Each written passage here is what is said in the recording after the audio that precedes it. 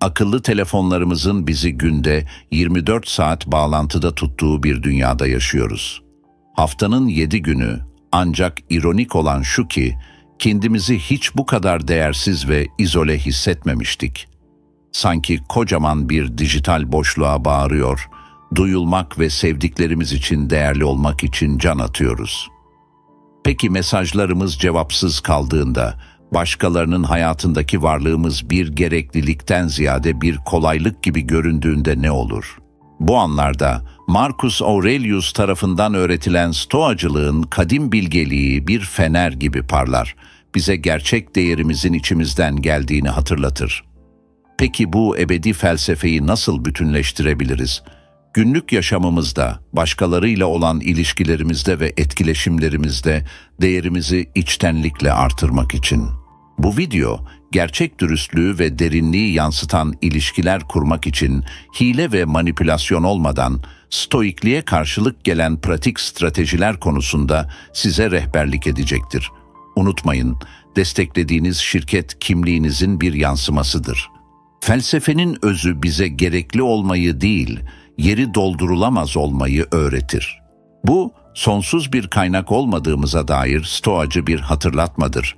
Zamanımız ve dikkatimiz bu koşuşturma çağında altın tozu gibidir. Düşünün ki her zaman evet diyen, her zaman başkalarının hizmetinde olan sizsiniz. Bu nasıl bir mesaj verir? Ben her zaman müsaitim diye bağırır ve bu bir hazine değil, bir market. Şimdi senaryoyu değiştirin. Kütüphanedeki nadir bir kitap gibi olun, hazır olun ama her zaman görünür olmayın. Bırakın insanlar yokluğunuzu hissetsin. Zoru oynamaktan değil, zamanınızın değerini içtenlikle bilmekten bahsediyoruz. Bilgeliğin eş anlamlısı haline gelen bir isim olan Mark Aurelius, dışsal olaylar üzerinde değil, zihniniz üzerinde gücünüz olduğunu söylediğinde bunu ima etmiştir. Bunu anlayın ve güç bulacaksınız. Burada bizi dış onay aramadan önce iç değerlendirmeye itiyor. Bu uygulama ince bir denge gerektirir. Mesele kopuk ya da soğuk olmak değil, sağlıklı bir öz saygı geliştirmektir. Her çağrıya anında yanıt verdiğinizde başkalarının kaprislerine hizmet etmiş olursunuz. Ancak seçici bir şekilde dahil olduğunuzda zamanıma saygı duyuyorum ve siz de duymalısınız demiş olursunuz. Onlara akıllıca yatırım yapın. Bunu yaptığınızda değişiklikleri fark edeceksiniz. İnsanlar varlığınıza daha fazla değer vermeye başlayacaktır. Çünkü bu bir hediye değil, bir armağandır. Bu şekilde daha değerli olmaya başlarsınız. Her şeyden önce kendinize değer verirsiniz. Zamanınızı gizli bir hazine olarak değerlendirin. Artık üretemeyeceğiniz tek şey budur. Başkalarının fırçayı tutmasına izin verecek misiniz? Yoksa kontrolü elinize alıp en iyi olduğunu düşündüğünüz yeri mi boyayacaksınız? Bilge bir duruşun size hatırlatacağı gibi, hayır demek kendi hayatınıza ve önceliklerinize derin bir saygı gösterme eylemi olabilir. Bizler kendi kaderimizin mimarlarıyız. Egoizmden değil, kendimize duyduğumuz saygıdan bahsediyoruz. Siz zamanınıza değer verdiğinizde, başkaları da değer vermeye başlayacaktır. Sizin evetinizin kolay verilmediğini ve verildiğinde de bunun gerçek bir bağlılık ve saygı göstergesi olduğunu göreceklerdir. Bu bir denge uygulamasıdır. Duvarlar inşa etmekten değil, sınırlar oluşturmaktan bahsediyoruz. Bu sınırları zamanınızın ve enerjinizin akışını yönlendiren bir nehrin kıyıları olarak düşünün. Gerçekten önemli olan şeylere odaklanın. Her zaman ulaşılabilir olmadan başkalarına sizinle geçirdikleri anların değerini bilmeyi öğretirsiniz. Kütüphanede aranan ve takdir edilen nadir bir kitap haline gelirsiniz. Varlığınız bir beklenti değil, bir armağan haline gelir. Bu şekilde gerçek stoacı idealde yaşarsınız, kendinize sahip olursunuz, zamanınıza sahip olursunuz. Zamanınızı ellerinizde parlayan değerli bir taş olarak düşünün. Başkalarına verdiğiniz her an bu değerli taştan bir parça vermek gibidir. Bu parçaları isteyen herkese verirseniz, kısa süre sonra kendinizi ayıracak hiçbir şeyiniz kalmaz. Bu bir münzevi olmak değil, zamanınızı gerçekten önemli olan yerlere harcayarak bir seçmen olmak anlamına gelir. Başkaları için daha değerli ve öncelikli olma yolculuğumuza devam ediyoruz. Üçüncü noktaya geçelim. Etrafımızdaki dünyada gizem duygusunu desteklemek. Gizem, sanatını fark edilmez kılan bir örümceğe çok benzer şekilde ağını sessizlik içinde örer. Değerli olmak için bu sessiz gizem sanatını kabul etmek sadece bir sınırlama değil, aynı zamanda cazibeyi yerine getirme pratiğidir. Kadim bilgelikte derin kökleri olan bir felsefe olan Stoacılık, bu gizemli uygulamanın anahtarlarına sahiptir. Mesele gölgelere dalmak değil, gün ışığına çıkmak için doğru zamanı seçmektir. Birine üzerinde gizli hazinelerin işaretli olduğu, ancak onlara giden yolların olmadığı bir harita verdiğinizi düşünün. Bu, her etkileşimin bir bilgi katmanını ortaya çıkardığı bir keşif yolu yaratır.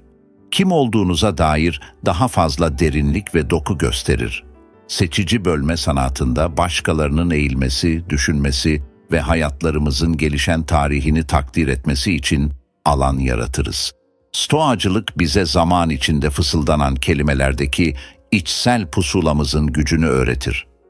Kendine hükmeden ve tutkularını, arzularını ve korkularını kontrol eden kişi en büyük kraldır gibi ifadelerde rehberlik buluruz. Burada varlığınızın etrafındaki sahnelerin inşasından değil, daha ziyade başkalarının girmesine izin verdiğiniz kapıların seçiminden bahsediyoruz. Kişisel ifşaatlarınızın akışını düzenleyerek, varlığınızın nadir ve değerli bir meta haline geldiği bir ortam yaratırsınız. Bu, bilinen ve bilinmeyen arasında bir danstır. Her adım dikkatsizce atılan bir tökezleme değil, bilinçli bir seçimdir. Gizemin bir manipülasyon aracı değil, kendine saygı için bir strateji olduğunu unutmayın. Değerinizi anlamaktan ve onu, derinliğini takdir edemeyecek olanların elinde su gibi akıtmamaktan bahsediyoruz. Şeffaflık ve aşırı teşhir hakkında sürekli bağıran bir dünyada neyi ifşa edeceğinizin seçimi, özdeğer anlayışınızın bir ifadesidir. Bu yaklaşım sadece başkalarının sizi daha fazla takdir etmesini sağlamakla kalmaz, çıplak gözle görülebilenin ötesinde. Kendinizi bir kavşakta dururken hayal edin, yollardan biri tek bir kendine yeterliliğe, diğeri ise karşılıklı büyümeye götürür. Bu arada kanalı beğenin ve abone olun. Stoacılığı seviyorsanız paylaşabileceğimiz pek çok bilgeliğimiz var. İşte 4. uygulama burada ortaya çıkıyor. Bu ince sanat kendini önemsemeye değil, yaşamların karşılıklı olarak zenginleştirilmesine dayanır. Zamansız bilgeliğiyle Seneca, zenginleştirici görevler için seçilmekten mutluluk duyarak bunun ipuçlarını vermiştir. Başkalarının yardım ve tavsiyelerine açılarak zayıflık göstermez, ortak gücü davet edersiniz. Bu uygulama duvarların inşasında değil, köprülerin inşasındadır. Şimdi daha derine inelim. Bu sadece yardım etmekten daha fazlasıdır. Bu, başkalarının katkılarının değerli ve kıymetli olduğunu hissettikleri bir alan yetiştirmekle ilgilidir. Bunu bir bahçe gibi düşünün. Siz bir bahçıvansınız ama başkalarını bilgelik, destek ve nezaket tohumlarını ekmeye davet ediyorsunuz. Ektikleri her tohum bahçenizin çiçek açmasına yardımcı olur ve karşılığında çiçek açan yatırımlarının vizyonundan neşe ve memnuniyet duyarlar. Bu karşılıklı büyüme daha derin bir bağ ve saygıya katkıda bulunur. Tüm katılımcılara fayda sağlayan bir verme ve alma döngüsünün yaratılmasından bahsediyoruz. Açıklığınız, samimi bağlantılara ve karşılıklı büyümeye değer veren insanları çeken bir mıknatıs haline gelir. Bu uygulamayı günlük yaşamımızın gerçekliğinde pekiştiriyoruz. Siz sadece hayatın içinde yüzen yalnız bir figür değilsiniz, ortak deneyimlerin ve karşılıklı desteğin ipliklerinden örülmüş geniş bir desenin parçasısınız. Modern bir sütun olarak bu karşılıklı bağımlılığı şükranla kabul edin ve minnettar olun ve buna karşılık dünyanın size nasıl kollarını açtığını gözlemleyin. Unutmayın, Mark Aurelius'a göre kovan için iyi olan arı için de iyidir. Sizin büyümeniz ve onların yatırımları sadece birbiriyle bağlantılı değil, aynı zamanda değerli ve anlamlı bir yaşamın özüdür. Şimdi başkaları için daha değerli ve öncelikli olma yolundaki 5. noktaya, yani kendi ihtiyaçlarımıza öncelik vermeye geçelim. Her şeyden önce ihtiyaçlarınıza öncelik vermek bencillik değil, bir gerekliliktir. Düşünün ki bir uçaktasınız ve size oksijen maskeniz düşerse, başkalarına yardım etmeden önce kendi maskenizi takmanız gerektiği söyleniyor, değil mi? Bu sadece uçak yolculuğu için değil, bir yaşam ilkesidir. Antik çağlarda olduğu kadar günümüzde de pratik olan Stoacılık felsefesi bu duyguyu yansıtır. Stoacı bir filozof olan Seneca, bir zamanlar bir adam şöyle demişti: "Az şeye sahip olan fakir değil, çok şeye sahip olan zengindir." Bu, kaynakların biriktirilmesiyle ilgili değil, kişinin kendi temel ihtiyaçlarını karşılamasının başkaları için bir güç kaynağı olma yolunda atılacak ilk adım olduğunun kabul edilmesiyle ilgilidir. İhtiyaçlarınıza öncelik vererek başkalarına sırtınızı dönmez, aksine bir güç rezervi ve kişisel istikrar inşa edersiniz. Hayatınızı bir bahçe olarak düşünün. Eğer bitkilerinizi sulamaz ve onlarla ilgilenmezseniz, onların güzelliğini ve gölgesini başkalarıyla paylaşmayı nasıl bekleyebilirsiniz? Dinlenme, kişisel gelişim ya da duygusal beslenme gibi ihtiyaçlarınız bahçeniz için su ve güneş ışığıdır. Kendinize iyi bakarsanız, etrafınızdaki insanlara destek olmak için gerekli enerjiye, sabra ve kaynaklara sahip olacağınızı garanti edersiniz. Bu izolasyonla ilgili değil, refahınızın sürekli olarak feda edilmediği bir denge yaratmakla ilgilidir. Önceliklerinize uygun eylemler, takdir edilmekten daha fazlasını gerektirir. Marcus Aurelius'un da tavsiye ettiği gibi bu eylem gerektirir. Bir başka bilge söz: "İyi bir insanın nasıl olması gerektiğini tartışarak daha fazla zaman kaybetmeyin, onlar olun." Bu da zor kararlar almak, sınırlar koymak ve doğru kararlar vermek anlamına gelir. Ve bazen hayır demek en kolay yol değildir, ancak gerçek saygı ve öz saygıya götüren bir yoldur. İhtiyaçlarınızı ve değerlerinizi karşılayacak şekilde, tutarlı bir şekilde hareket ederek, doğruluk ve dürüstlük kalabalığı haline gelirsiniz. İnsanlar doğal olarak köklü ve kendine güvenen kişilere yönelirler, bu yüzden bugün başlayın. İhtiyaçlarınıza öncelik verin ve dünyanın size nasıl yeni ve derin şekillerde değer vermeye başladığını gözlemleyin. İşte bu videonun 6. kilit noktasına geliyoruz. Başkalarını hayatınızın merkezi haline getirmeyin. Hayat labirentinde yolumuzu çizerken genellikle içsel pusulayı unutur, yolumuzun yönü konusunda başkalarına güveniriz. Diğer gemiler yanınızda seyredebilir. Hatta bazıları size rehberlik etmeye çalışabilir, ancak dümen sıkıca sizin ellerinizde kalır. Bu stoacı ilke Seneca'nın sözlerinde yansıtılır. Düşüncede gerçekte olduğundan daha fazla acı çekeriz. Değerimizi başkalarının ellerinde tutmayız, hayali fırtınalardan kaçınırız. Kararlarınızı verin, hedeflerinizi belirleyin ve fikirlerinize denizlere meydan okuyan bir kaptanın güveniyle değer verin. Şimdi zamanınızı ve enerjinizi sahip olduğunuz en değerli para birimi olarak düşünün. Sebepsiz yere başkalarını hayatınızın merkezi haline getirmeden harcarsanız, bu para birimine akıllıca yatırım yapmış olursunuz ve kendi formlarına uyum sağlamanızı isteyenlere değil, dünyada dikkati seçme, görüş ve yargılarla övünme sanatını kucaklamayı öğrenin. Gerçekten önemli olana odaklanmayı öğrenin. Büyümenize, dünyanıza ve yolunuza. Bu, dünyaya gözlerinizi kapatmak ve onun öz saygınızı dikte etmesine izin vermemeyi seçmek anlamına gelmez. Güçlü yönlerinizi geliştirmeye ne kadar çok odaklanırsanız ve tutkularınızın peşinden ne kadar çok giderseniz, dışarıdan o kadar az ona yararsınız. Unutmayın ki siz, hayatınızın heykelinin heykeltıraşı, dikkatlice seçerek, iç sesinize ve vizyonunuza odaklanarak, bu stoacı ilkeleri uygulayarak, sadece başkaları için daha değerli olmakla kalmaz. En önemlisi, kendinize derin bir saygı ve sevgi duyarsınız. Sessizliğin gücünü ve dinleme sanatını hayal edin. Burada sadece sessiz kalmaktan değil, başkalarına kendilerini ifade etmeleri için alan tanımaktan bahsediyoruz. Bu değişim, başkalarıyla nasıl bağlantı kurduğunuzu ve onların sizi nasıl algıladığını dönüştürebilir.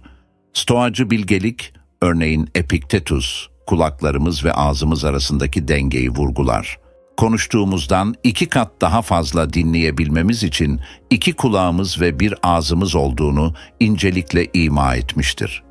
Bu sadece eski bir söz değil, dünyanın aşırı yüklü iletişiminde güçlü bir hatırlatmadır. Her zaman ilk konuşan olmamakla birlikte başkaları için alan yaratmış olursunuz. Bu alan sadece tepki vermenize değil, özümsemenize, anlamanıza ve düşünmenize olanak tanır. Sessizlikten güç ve dinlemekten bilgelik almaktan bahsediyoruz. Şimdi en son ne zaman birinin sizi gerçekten dinlediğini düşünün. Bu size kendinizi nasıl hissettirdi? Değerli, anlaşılmış, hatta belki de önemli olan, başkalarına verdiğiniz ve onların bir konuşma başlatmasına izin verdiğiniz hediyedir. Bu, onların söylediklerine saygı ve ilgi göstermenin ince ama derin bir yoludur. Bunu yaparak, yalnızca kelimeleri dinlemekle kalmaz, onların düşüncelerini ve duygularını da tanırsınız. Daha derin ve daha anlamlı bağlantılar kurarsınız. Herkesin konuşmak için çabaladığı günümüzün hızlandırılmış dünyasında sizi farklı kılan şey dinleyen kişi olmanızdır. Bu, olgunluk, sabır ve nadir ve değerli olan diğer niteliklere karşı samimi bir ilgi gösterir. Bu, fikrinizi asla ifade etmeyeceğiniz anlamına gelmez, ancak bu doğru anları seçme meselesidir. Söylediğinizde sözlerinizin daha fazla ağırlığı olacaktır. Çünkü anlayış ve dikkatin olduğu bir yerden gelmektedirler. Bunu uygulamak için etkileşimlerinizi gözlemlemeye başlayın. Motivasyonu fark edin, müdahale edin ve buna direnin. Bunun yerine diğer kişinin ne söylediğine odaklanın, sorular sorun, ilginizi ifade edin ve konuşmanın doğal akışına izin verin. Burada pasif olmaktan değil, gerçekten bilinçli olmaktan bahsediyoruz. Zamanla bu uygulama sadece ilişkinizi geliştirmekle kalmayacak. Aynı zamanda insanlara ve çevrenizdeki dünyaya dair kendi anlayışınızı da zenginleştirecektir. Unutmayın, sessizlik anlarında bilgelik genellikle daha yüksek sesle konuşur. Bugün kökleri Stoacılığa dayanan 7 dönüştürücü uygulama üzerinde çalıştık. Bunların her biri daha değerli ve saygın olma yolunda atılmış birer adımdır. Kendinizi geliştirmeye ve ilişkilerinizi güçlendirmeye giden yolun sadece bir görevler listesi olmadığını unutmayın. Bu bir yaşam tarzıdır. Korkusuz ama düşünceli, sabırlı ama aktif, seçici bir şekilde erişilebilir, merak uyandırıcı bir şekilde gizemli ve başkalarının katkılarına açık olarak bu uygulamaları yapın. Bu yüzden bu dersleri alın, günlük yaşamınıza entegre edin ve dönüşümün nasıl gerçekleştiğini gözlemleyin. Sadece ilişkilerinizi geliştirmekle kalmaz, bir kişi olarak da gelişirsiniz ve unutmayın ki bu sadece bir başlangıçtır. Stoacılıkta keşfetmenizi ve kendinize mal etmenizi bekleyen bir bilgelik dünyası vardır. Bu videoyu izlediğiniz için minnettarım ve bu ipuçlarının sizin için çok değerli olacağını umuyorum. İhtiyacı olabilecek kişilerle paylaşma fırsatını değerlendirin ve görüşlerinizi yorumlar bölümünde belirtin. Çünkü bilgeliğin yayılması için paylaşılması gerekir. Yorumlara yazın, ben Stoacıyım ve sonuna kadar izlediğinizi bileceğim. Şimdi sağ veya sol yolu seçin. Hoşunuza gidecek 2 yol videonuz var. Bir dahaki sefere kadar kendinize iyi bakın, stoacı kalın.